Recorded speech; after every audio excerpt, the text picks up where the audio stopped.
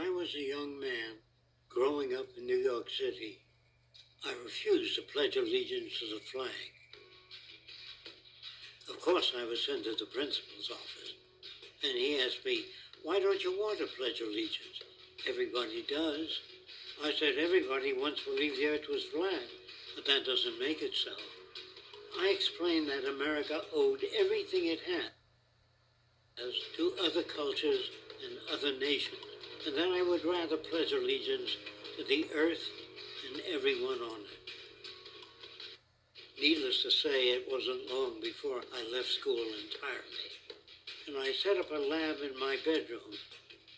There I began to learn about science and nature.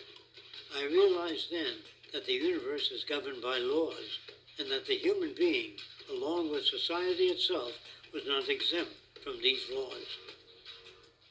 Then came the crash of 1929, which began what we now call the Great Depression. I found it difficult to understand why millions were out of work, homeless, starving, while all the factories were sitting there. The resources were unchanged. It was then that I realized that the rules of the economic game were inherently invalid.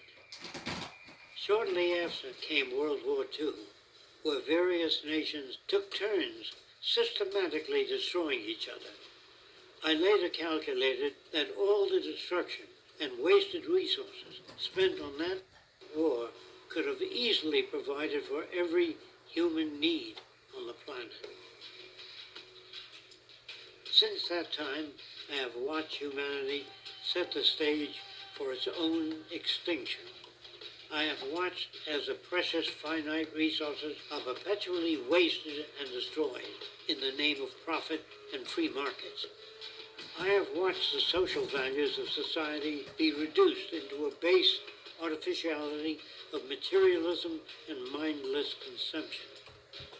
And I have watched as the monetary powers control the political structure of supposedly free societies.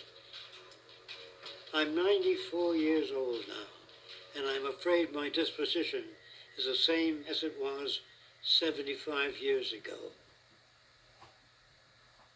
This shit's got to go.